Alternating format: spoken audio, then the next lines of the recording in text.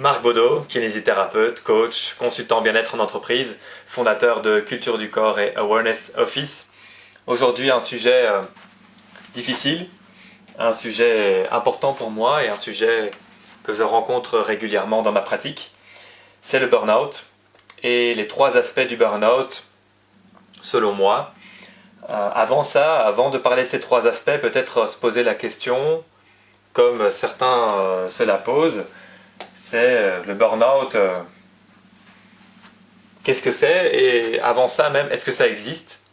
Puisque pour beaucoup de personnes, le burn-out, c'est un petit peu une invention, parfois pour des personnes paresseuses, pour rester à la maison, se mettre sur un certificat médical, pour ne pas aller travailler, etc. Donc, est-ce que ça existe?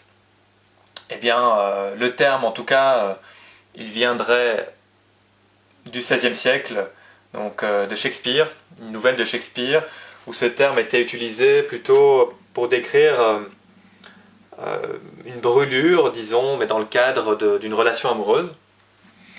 Et puis, plus récemment, dans le siècle passé, il y a un peu plus de 50 ans, on a réutilisé ce terme burn-out, donc littéralement brûler en fait, comme si on brûlait à l'intérieur, comme si notre énergie, parfois notre système nerveux était brûlé.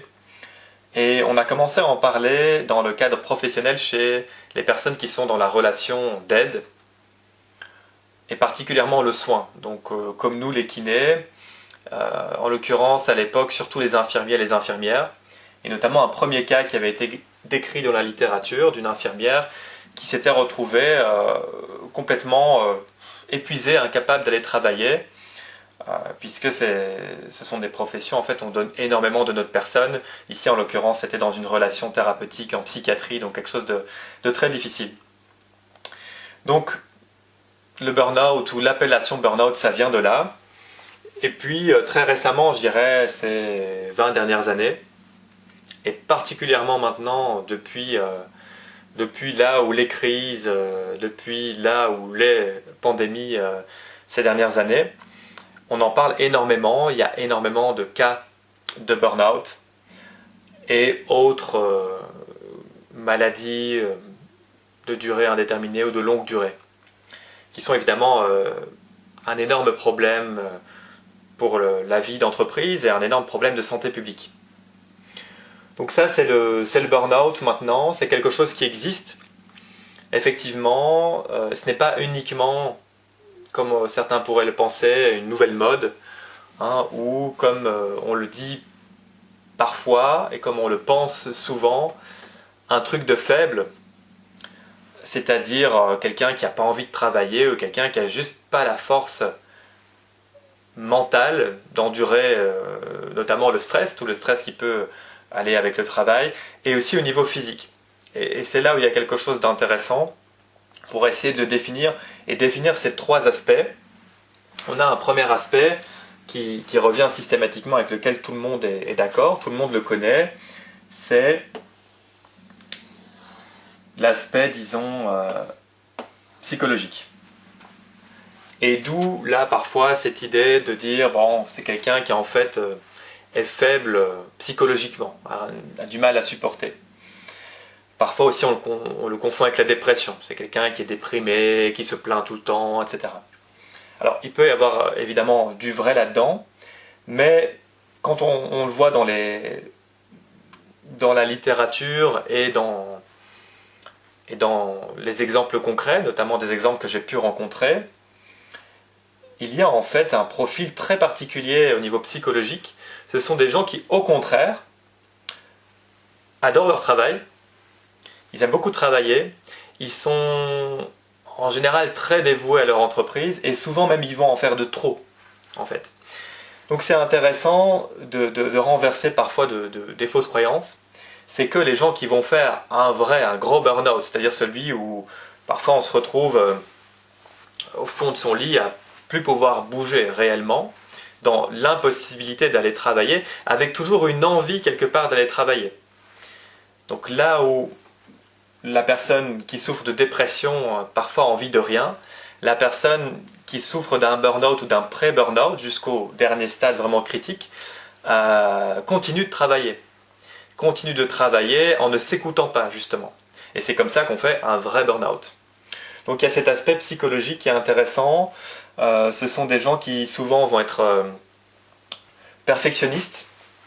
Hein, donc je dirais ici, dans un profil typique, quelqu'un qui est motivé, quelqu'un qui est perfectionniste. Je mets perf, ça peut être aussi performant. Souvent ce sont des gens performants. Très souvent des cadres, très souvent des leaders, des managers. Et puis il y a l'aspect, je dirais, il y a l'aspect humain. Hein, quelqu'un qui est très humain, on l'est tous évidemment, mais quelqu'un qui est peut-être plus empathique par exemple. Quelqu'un qui est assez empathique et donc qui va avoir évidemment ses propres émotions dans le cadre du travail et puis qui va aussi devoir gérer peut-être des émotions de certains de ses collaborateurs. Ça fonctionne aussi évidemment au niveau de la famille, puisque ces notions-là ne sont pas uniquement au niveau du travail, mais ce sont des choses qu'on peut retrouver au niveau de la famille, de la parentalité, etc. Donc cet aspect psychologique le plus connu, qui est le premier aspect, disons, et puis le deuxième, pas très bien fait ici, je vais refaire mon petit cercle. Hop. Donc le deuxième aspect qui va être pour moi l'aspect plutôt philosophique. Philosophique, c'est-à-dire la perte de sens. Et ça, c'est quelque chose qu'on retrouve aussi qui est caractéristique. Beaucoup de gens disent le burn-out, c'est la perte de sens. C'est-à-dire, j'ai plus de sens à ce que je fais.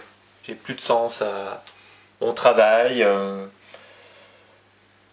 Alors, on parle de plus en plus maintenant des bullshit jobs, c'est-à-dire un travail qui finalement n'apporte peut-être pas de résultats concrets ou d'intérêt concret à la société.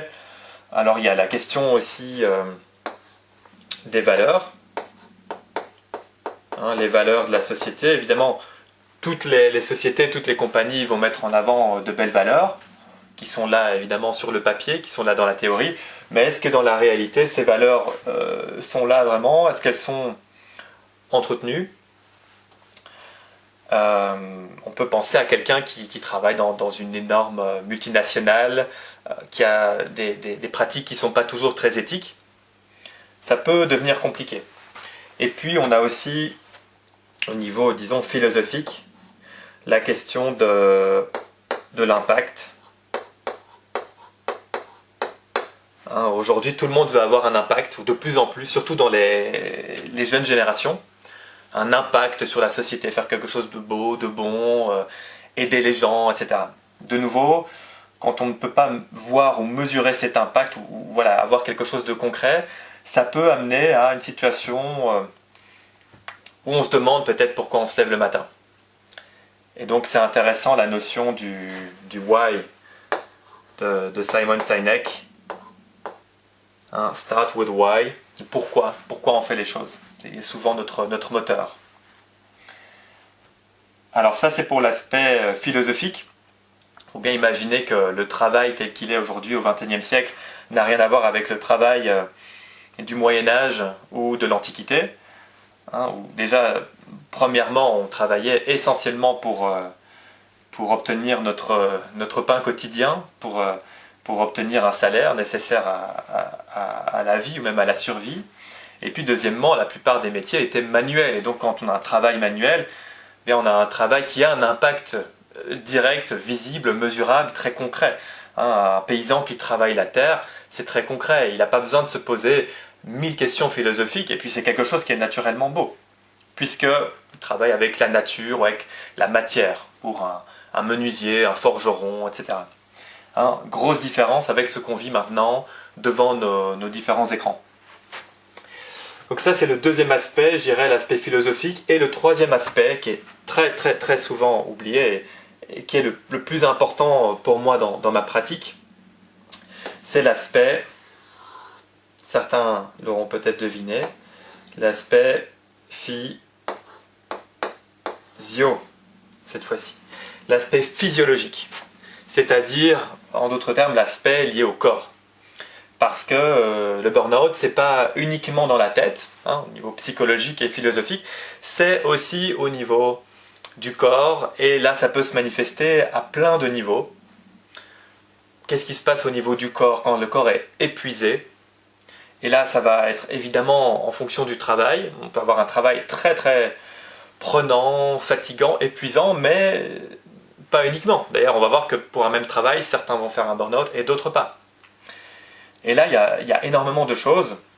Au niveau du corps, quelque chose qui ressort de plus en plus de manière caractéristique et qui est malheureusement encore très peu connu des médecins notamment, c'est l'aspect hormonal du cortisol. Hein, le cortisol, qui est une des hormones principales du corps, une des seules hormones du corps qui est vitale. Hein, si on la retire, on meurt très rapidement. Donc elle est produite ici au niveau des reins, au-dessus des reins sur les glandes surrénales. Donc c'est une hormone stéroïde qui est extrêmement importante et qui est l'hormone, on va dire l'hormone du stress. Alors c'est un peu plus compliqué que ça, sans rentrer dans les détails. Disons qu'il y a toute une série d'éléments et d'hormones qui jouent au niveau du stress, les neurotransmetteurs également. Mais le cortisol, c'est vraiment celui qui va encaisser le stress à long terme, hein, sur les mois, les années. Donc le cortisol, dites-vous que plus vous avez du stress, et surtout du stress que vous avez du mal à gérer, plus le cortisol va être sécrété, plus vous faites travailler vos surrénales, jusqu'au moment où on ne sait pas trop ce qui se passe d'un point de vue biomédical. C'est pas toujours facile à l'expliquer d'un point de vue scientifique, mais il y aurait une espèce d'épuisement des surrénales. Ce qui fait que là, on n'a plus d'énergie. C'est-à-dire le cortisol, lui, nous donne de l'énergie. À partir de 8 heures du matin, à partir plus ou moins 8 heures, on a ce pic de cortisol justement qui nous permet de nous réveiller. Hein, c'est aussi un signe quand on n'a plus ce pic du réveil matin, c'est un des nombreux signes. Mais donc ce cortisol et cet épuisement des surrénales serait quelque chose de très caractéristique au niveau du burn-out. Donc c'est vraiment physique à ce moment-là. Hein. Quelqu'un qui ne sait pas sortir de son lit, c'est pas uniquement de la dépression ou se poser des questions sur le monde, c'est vraiment physique. Et là, évidemment, il y a un intérêt, il y a une obligation même à consulter des professionnels de la santé, et idéalement même éviter ce stade-là, parce que quand on arrive à ce stade, ça devient assez compliqué. Et puis on a quelque chose qui interagit aussi avec les surrénales, le niveau des reins, des surrénales, le lien avec l'hypothalamus notamment, mais disons globalement le système nerveux central. Et là aussi, on a des signes d'épuisement au niveau du cerveau, et c'est comme ça qu'on voit aussi chez les personnes qui sont en burn-out ou en pré-burn-out des pertes de mémoire, des pertes au niveau de la concentration, et toute une série d'autres facultés cognitives. On voit aussi régulièrement une photosensibilité après un burn-out, des gens qui ont du mal à revoir vraiment la lumière du jour, ou des lumières, des LED ou des néons, des lumières assez puissantes. C'est la même chose aussi au niveau du bruit. Parfois, difficulté à tolérer le bruit. Donc ce sont des signes auxquels il faut faire évidemment attention. Et puis il y a évidemment d'autres éléments au niveau physiologique qui peuvent être aussi au niveau de la digestion, qui peuvent être aussi au niveau de la thyroïde. Très souvent il y a un lien. Et puis dans toutes ces choses-là, pas évident de déterminer où est l'œuf, où est la poule, hein, où ça se passe, par où ça commence. Est-ce que ça commence au niveau plutôt psychologique, plutôt philosophique, ou plutôt physiologique? Et dans chacun de ces trois pôles, qu'est-ce qui commence, hein? Chez certains, c'est le système nerveux qui va lâcher, chez certains, ça va être la thyroïde qui est déjà un petit peu faible. Et puis, en fait, c'est chacun de ces pôles, je vais dire, qui va interagir avec les deux autres, et qui va évidemment nous amener dans toute une série de cercles vicieux, très très complexes, et qui donne ici ce qu'on va appeler donc le burn-out.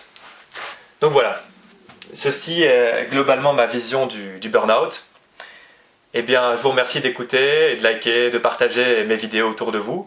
Je vous invite à vérifier évidemment tout ce que je vous dis et à consulter un professionnel de la santé compétent et à prendre votre santé en main dès aujourd'hui.